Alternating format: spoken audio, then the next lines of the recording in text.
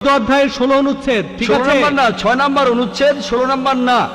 Sorry mister Naik, আমাকে Bible শেখানো লাগবে না।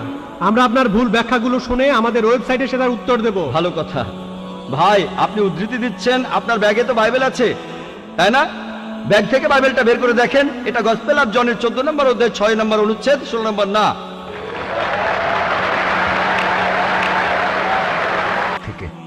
ডক্টর জাকির নায়েক, আমার নাম জেরি থমাস। আমি ওসমানিয়া ইউনিভার্সিটিতে সাংবাদিকতার উপর রিসার্চ করছি। আমরা কয়েকজন বন্ধু মিলে একটা ওয়েবসাইট খুলেছি, সাক্ষীটাইম.com। আপনার কাছে আমার প্রশ্ন, 1 নাম্বার, আমি সবসময় জানতাম যে হাদিস ছাড়া কোরআন অসম্পূর্ণ।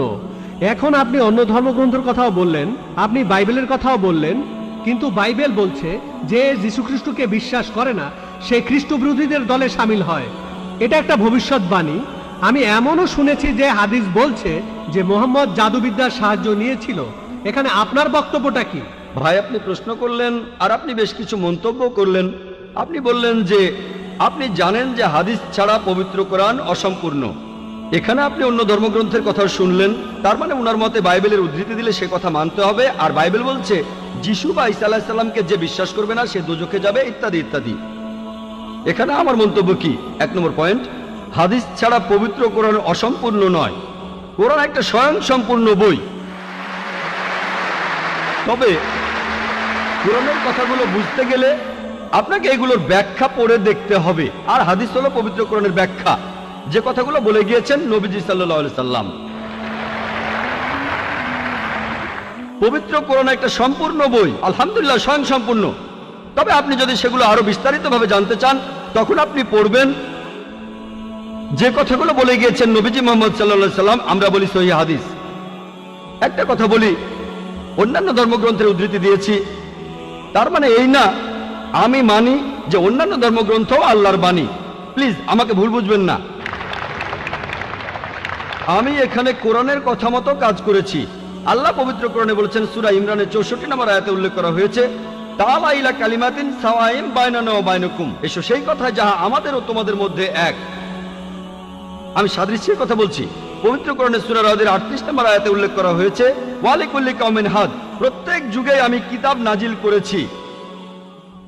আল্লাহ তাআলা অনেক কিতাব নাজিল করেছেন। পবিত্র কোরআনে 4টার নাম উল্লেখ করা হয়েছে, তাওরাত, জাবুর, ইনজিল এবং কোরআন। তাওরাত হলো সেই ওহী আসমানি কিতাব যেটা নাজিল হয়েছিল মুসা আলাইহিস সালামের উপর। জাবুর আরেকটা আসমানি কিতাব নাজিল হয়েছিল দাউদ আলাইহিস সালামের উপর। ইনজিল হলো সেই আসমানি কিতাব যেটা নাজিল হয়েছিল ঈসা আলাইহিস সালামের উপর। আর কোরআন হলো সর্বশেষ ও চূড়ান্ত আসমানি কিতাব, নাজিল হয়েছিল সর্বশেষ ও চূড়ান্ত নবী মুহাম্মদ সাল্লাল্লাহু আলাইহি সাল্লামের উপর। এখন আগের সবগুলো আসমানি কিতাব এসেছিল নির্দিষ্ট সম্প্রদায়ের মানুষের জন্য, আর সেই কিতাবের নির্দেশগুলো ছিল একটা নির্দিষ্ট সময়ের জন্য। তাই আল্লাহ তাআলা চাননি যে এই কিতাবগুলো অবিকৃত অবস্থায় থাকুক। কিন্তু কোরআন হলো সর্বশেষ আসমানি কিতাব। আল্লাহ কোরআনে বলেছেন, সূরা হিজরের 9 নম্বর আয়াতে উল্লেখ করা হয়েছে, আমি কোরআন অবতীর্ণ করেছি আর আমি সংরক্ষণ করে রাখব। কোরআন হলো একমাত্র ধর্মীয় গ্রন্থ পুরো পৃথিবীর মধ্যে যেটা এখনো অবিকৃত অবস্থায় আছে। শুধু আমি বলছি না, ধর্মের উপরে বিভিন্ন বিশেষজ্ঞরা বলছেন। তাদের একজন উইলিয়াম মুর, তিনি ইসলামের বিরুদ্ধে তীব্র সমালোচনা করতেন। তিনি খ্রিস্টান ছিলেন। 200 বছর আগে তিনি বলেছিলেন, আর কোনো ধর্মীয় গ্রন্থ নেই, আর কোনো ধর্মীয় গ্রন্থ নেই যেটা এখনো অবিকৃত অবস্থায় আছে 1200 বছরের বেশি সময় ধরে। এখন বলল 1400 বছরেরও বেশি, এই কোরআনের মতো। তিনি খ্রিস্টান ছিলেন, ইসলাম ধর্মের তীব্র সমালোচক ছিলেন। তিনি সত্যি কথাটা স্বীকার করেছেন, কোরআন অবিকৃত অবস্থায় আছে। কিন্তু অন্যান্য সব ধর্মগ্রন্থ সেগুলোর কথা বদলে গেছে, এমনকি বাইবেলও। আমি বাইবেলকে আল্লাহ তাআলার বাণী বলে মানি না। আমরা মুসলিমরা বিশ্বাস করি সেই ওহীতে যেটা দেওয়া হয়েছিল ঈসা আলাইহিস সালামকে, ইনজিল। কিন্তু এখন আমরা যে বাইবেলটা দেখি, এই বইটা একটা মিশ্রণ। এখানে আল্লাহর বাণী থাকতে পারে, কোরআনের সাথে মিললে আমি আপত্তি না করে মেনে নেব এটা আল্লাহর বাণী। এছাড়াও নবীদের বলা কথা আছে, এখানে ঐতিহাসিকদের বলা কথাও আছে। দুঃখের সাথে জানাচ্ছি, বাইবেলে পর্নোগ্রাফিও আছে। আমি উদ্ধৃতি দিতে পারবো না, আমি পারবো না। বাইবেলে আছে অনেক পরস্পর বিরোধী কথা, বৈজ্ঞানিক ভুল, গাণিতিক ভুল, সেগুলোর কথা এখানে বলছি না। আমি বিতর্ক করেছিলাম ডক্টর উইলিয়াম ক্যাম্বেলের সাথে। তিনি ইসলামের বিরুদ্ধে একটা বই লিখেছিলেন, Quran and Bible in the light of history and science. বলেছিলেন কোরআনে 30টা বৈজ্ঞানিক ভুল আছে। আমি আমেরিকায় গিয়েছিলাম, আমেরিকায় আমরা বিতর্ক করেছিলাম 2000 সালের 1 এপ্রিল, আর টপিক ছিল Quran and Bible in the light of science. তার সব অভিযোগের উত্তর আমি দিয়েছিলাম। তারপর আমি যখন বাইবেলের 38টা ভুলের কথা বললাম, তিনি সেগুলোর উত্তর দিতে পারেননি। পবিত্র কোরআনের সূরা বাকারার 79 নম্বর আয়াতে উল্লেখ করা হয়েছে, فويل للذين يكتبون الكتاب بأيديهم ثم يقولون هذا من عند الله ليشتروا به ثمنا قليلا فويل لهم مما كتبت أيديهم ويل لهم مما يكسبون। দুর্ভোগ তাদের যারা নিজ হাতে কিতাব রচনা করে আর বলে এটা আল্লাহর ওহী। সমূল্য পাওয়ার জন্য তারা এই কথা বলে, যা লিখেছে সেজন্য শাস্তি তাদের, যা উপার্জন করেছে সেজন্য শাস্তি তাদের। তাই বর্তমানের বাইবেল, হয়তো জানেন এই বাইবেল শব্দটা এটা বাইবেলের মধ্যে কোথাও নেই। এটা এসেছে গ্রিক শব্দ বিবলস থেকে, অর্থাৎ অনেক বই মিলে একটা বই। আর বিশেষজ্ঞরা এখন বলেন এই বাইবেল লিখেছে অনেকজন লেখক, আমি বলছি না, খ্রিস্টান বিশেষজ্ঞরা। তাই বর্তমানের বাইবেলকে আমি আল্লাহর বাণী বলে মনে করি না। একইভাবে যদি জিজ্ঞেস করেন আমি বেদকে আল্লাহর বাণী বলে মনে করি কিনা, বৌদ্ধ ধর্মগ্রন্থগুলোকে আল্লাহর বাণী বলে মনে করি কিনা, পারসি ধর্মগ্রন্থগুলোকে আল্লাহর বাণী বলে মানি কিনা, আমি এখন বলবো হতে পারে আল্লাহর বাণী, নাও হতে পারে আল্লাহর বাণী। আল্লাহ সুবহানাহু ওয়া তাআলা অনেক ওহী নাজিল করেছেন, অনেক কিতাব কোরআনে 4টার নাম উল্লেখ আছে, তবে এছাড়াও আছে যেমন সুফে ইব্রাহিম, এরকম অনেক আছে। আমি এখানে বলবো হতে পারে হিন্দু ধর্মগ্রন্থ হতে পারে আল্লাহর বাণী, হতে পারে বৌদ্ধ ধর্মগ্রন্থ সেগুলো আল্লাহর বাণী, তারপর পারসি ধর্মগ্রন্থ আল্লাহর বাণী হতে পারে, কিন্তু আসমানি কিতাব হলেও সেগুলো নির্দিষ্ট জাতি আর নির্দিষ্ট সময়ের জন্য। এখন আপনি মানবেন সর্বশেষ ও চূড়ান্ত কিতাব, সেটা হলো পবিত্র কোরআন। তাহলে প্রত্যেক মানুষই, হোক তার দেশ ইন্ডিয়ায়, আমেরিকাতে, কানাডায়, ইংল্যান্ডে, সিঙ্গাপুরে, সৌদি আরবে, প্রত্যেক মানুষই সর্বশেষ ও চূড়ান্ত ওহী মানবে, অর্থাৎ পবিত্র কোরআন আর সর্বশেষ নবী মুহাম্মদ সাল্লাল্লাহু আলাইহি সাল্লামকে মেনে চলবে। আমি বলছি না যে হিন্দু ধর্মগ্রন্থগুলো আল্লাহর বাণী, আর আল্লাহর বাণী হলেও সেটা নির্দিষ্ট সময়ে নির্দিষ্ট জাতির জন্য ছিল।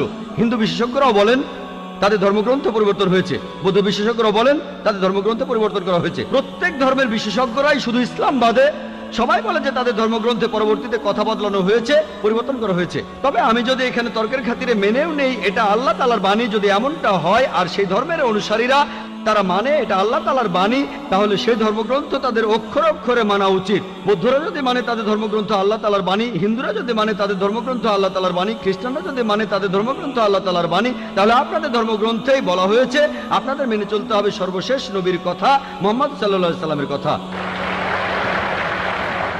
আপনি তো মনে করেন এটা আল্লাহ তাআলার বাণী, আমি মনে করি হতেও পারে আবার নাও হতে পারে। আপনি মনে করেন সেটাই আল্লাহ তাআলার বাণী, তাহলে আপনি সেটার কথা মেনে চলেন। সর্বশেষ আর চূড়ান্ত নবীকেও আপনি বিশ্বাস করেন। আমি আগেও বলেছি, পবিত্র বাইবেলে গসপেল অফ জন 16 নম্বর অধ্যায়ের 12 থেকে 14 অনুচ্ছেদে আছে, ঈসা আলাইহিস সালাম বলছেন, আমি তোমাদের অনেক কথা বলতে চাই, কিন্তু তোমরা সেটা এখন বুঝতে পারবে না, কারণ যখন সত্যের আত্মা তোমাদের সামনে আসবে সে তোমাদের সত্যের পথে নিয়ে যাবে। সে তার নিজের কথা বলবে না, যা শুনবে সে কথাগুলোই বলবে। সে তোমাদের ভবিষ্যতের কথা বলবে, আমাকে মহিমান্বিত করবে। এ মানুষটা কে? মুহাম্মদ সাল্লাল্লাহু আলাইহি সাল্লাম। মুহাম্মদ সাল্লাল্লাহু আলাইহি সাল্লাম বাদে আর কোন নবী ঈসা আলাইহিস সালামকে কি মহিমান্বিত করেছেন? ঠিকই বলেছেন আপনি, যে ঈসা আলাইহিস সালামকে অস্বীকার করবে সে নরকে যাবে। আপনি বললেন এই কথা, আমি আপনার সঙ্গে একমত। সেই মুসলিম আসলে মুসলিম না যে ঈসা আলাইহিস সালামকে বিশ্বাস করে না। আমরা এখানে বলি আলাইহিস সালাম, আপনি শুধু বললেন যিশু। আমি পারি না, আমাকে বলতেই হবে আলাইহিস সালাম যদি ইসলামের প্রতিনিধিত্ব করি। যদি আমি এই আলাইহিস সালাম শব্দটা না বলি, আমাকে বের করে দেওয়া হবে। অনভিজ্ঞ লোক এটা করতে পারে, আমাকে বলতেই হবে আলাইহিস সালাম। তাহলে সেই মুসলিম আসলে মুসলিম না যে ঈসা আলাইহিস সালামকে বিশ্বাস করে না। আমরা মানি যে ঈসা আলাইহিস সালাম হচ্ছেন আল্লাহ সুবহানাহু ওয়া তাআলার প্রেরিত রাসূল। বিশ্বাস করি তিনি অলৌকিকভাবে জন্মেছিলেন, কোনো পুরুষের হস্তক্ষেপ ছাড়াই, যেটা অনেক আধুনিক খ্রিস্টানি বিশ্বাস করে না। আমরা মানি যে তিনি আল্লাহর আদেশে মৃত মানুষকে জীবিত করেছিলেন। আমরা মানি যে তিনি আল্লাহর আদেশে জন্মান্ধ কুষ্ঠরোগীদের সুস্থ করেছিলেন। মুসলিম আর খ্রিস্টানরা এখানে এক। তবে আমি জানি আপনি কি বোঝাচ্ছেন। আপনি যখন বললেন যীশু খ্রিস্টকে বিশ্বাস করা, তার মানে কি বুঝিয়েছেন? যে তিনি ঈশ্বর, তাই না? ওনার মাইক্রোফোনটা অন করেন। যিশুকে বিশ্বাস করা বলতে কি বোঝাচ্ছেন? নবী হিসেবে বিশ্বাস করা? যিশুর এই কথাটা বিশ্বাস করি, আমি সত্য আর জীবনের একমাত্র পথ। এ কথার মানে কি? এর মানে যীশু খ্রিস্ট হলেন ঈশ্বর।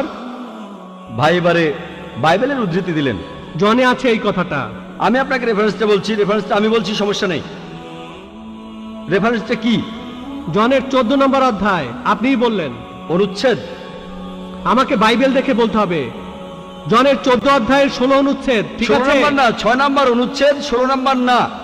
সরি মিস্টার নায়েক, আমাকে বাইবেল শেখানো লাগবে না, আমরা আপনার ভুল ব্যাখ্যাগুলো শুনে আমাদের ওয়েবসাইটে সেটার উত্তর দেব। ভালো কথা ভাই, আপনি উদ্ধৃতি দিচ্ছেন, আপনার ব্যাগে তো বাইবেল আছে তাই না? ব্যাগ থেকে বাইবেলটা বের করে দেখেন, এটা গসপেল অফ জনের 14 নম্বর অধ্যায় 6 নম্বর অনুচ্ছেদ 16 নম্বর না।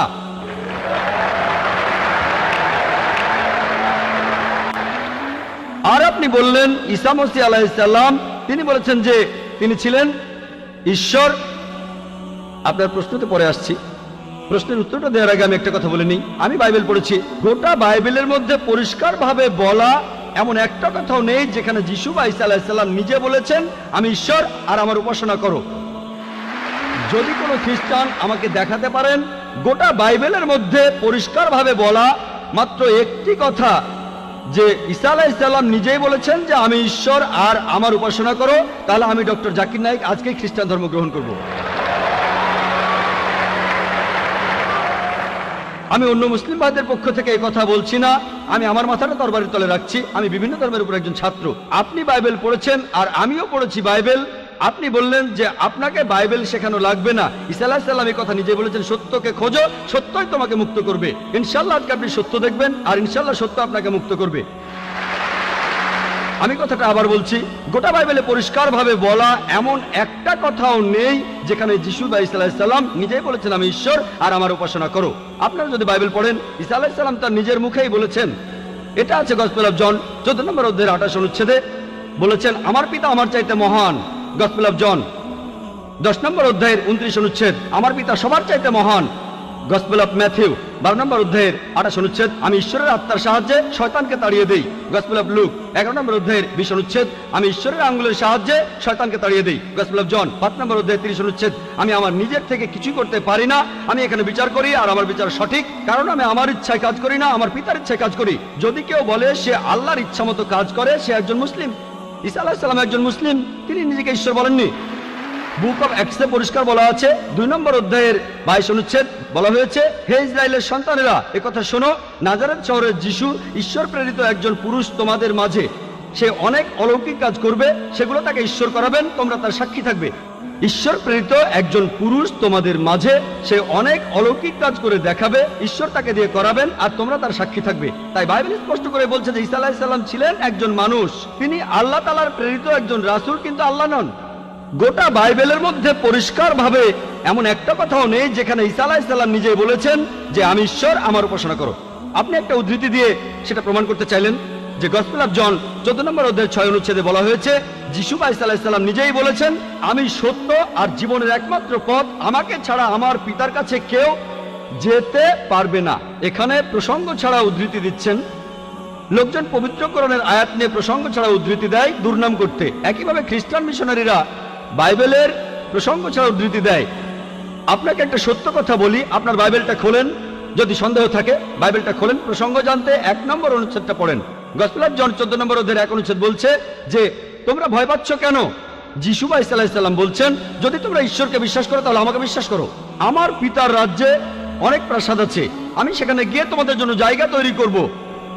আমি যখন যাব আমি তখন বলবো। শিষ্যরা বলল আপনি কোথায় যাবেন? তোমরা জানো না আমি কোথায় যাব? তারা বলল না। তখন শিষ্যরা বলল যে আমাদের পথ দেখান, আপনি যেখানে যাবেন। তখন যিশু বা ঈসা আলাইহিস সালাম বললেন আমি সত্য আর জীবনের একমাত্র পথ। শিষ্যরা তখন বলল ঈসা আলাইহিস সালামকে যে আমাদের সেই পথ দেখান। ঈসা আলাইহিস সালাম তখন বললেন আমি সত্য আর জীবনের একমাত্র পথ, আমাকে ছাড়া আমার পিতার কাছে কেউ যেতে পারবে না। আমরা মানি যে নবীগণ যখন এসেছিলেন প্রত্যেক নবী ছিলেন সত্য আর জীবনের দেখানো পথ, সেই নবীদের ছাড়া কোনো মানুষই আল্লাহর কাছে যেতে পারতো না। আর যীশু খ্রিস্টের সময়ে আমি বাইবেলের কথা মানছি, যীশু বা ঈসা আলাইহিস সালাম তিনিই ছিলেন সত্য আর জীবনের একমাত্র পথ। যীশু খ্রিস্টের শিক্ষা ছাড়া কোনো মানুষই তখন আল্লাহর কাছে যেতে পারতো না। মুসা নবীর সময়ে তিনি ছিলেন সত্য আর জীবনের পথ। মুসা আলাইহিস সালামের শিক্ষা ছাড়া কোনো মানুষই আল্লাহর কাছে যেতে পারতো না। এখন দেখেন ঈসা আলাইহিস সালাম নিজেই বলেছেন আমি তোমাদের অনেক কথা বলতে চাই, শিষ্যদের বলছেন। এটা আছে গসপেল অফ জন 16 নম্বর অধ্যায়ের 12 থেকে 14 অনুচ্ছেদে। আমি তোমাদের অনেক কথা বলতে চাই, কিন্তু তোমরা সেগুলো এখন বুঝবে না, কারণ যখন সেই সত্যের আত্মা আসবে সে তোমাদের সত্যের পথে নিয়ে যাবে। সে তার নিজের কথা বলবে না, যা শুনবে সে কথাই বলবে। সে তোমাদের ভবিষ্যতের কথা বলবে, আমাকে মহিমান্বিত করবে। আর এখন দেখবেন, ভালো করেই দেখবেন, যে নবীজি মুহাম্মদ সাল্লাল্লাহু আলাইহি সাল্লাম তিনি সত্য আর জীবনের একমাত্র পথ। মুহাম্মদ সাল্লাল্লাহু আলাইহি সাল্লাম যা শিখিয়েছেন সেগুলো ছাড়া কেউ আল্লাহর কাছে যেতে পারবে না। আর মুহাম্মদ সাল্লাল্লাহু আলাইহি সাল্লাম ছিলেন সর্বশেষ আর চূড়ান্ত নবী। এখনকার দিনে দেখবেন হোক সেই লোক বাস করছে আমেরিকায়, কানাডায়, ইংল্যান্ডে, ইন্ডিয়ায়, সৌদি আরবে, পৃথিবীর যেখানেই থাকুক, এখনকার দিনে সবার জন্য মুহাম্মদ সাল্লাল্লাহু আলাইহি সাল্লাম তিনি হলেন পথ, সত্য আর জীবনের। মুহাম্মদ সাল্লাল্লাহু আলাইহি সাল্লাম যা শিখিয়েছেন সেগুলো ছাড়া কেউ আল্লাহর কাছে যেতে পারবে না। আর প্রায় সব ধর্মগ্রন্থ এরকম কথা বলছে, এমনকি বাইবেলও। আশা করি আপনি সত্যটা জানতে পেরেছেন, আর ইনশাআল্লাহ আপনি সত্যের কাছে এসেছেন, সত্য আপনাকে মুক্ত করবে।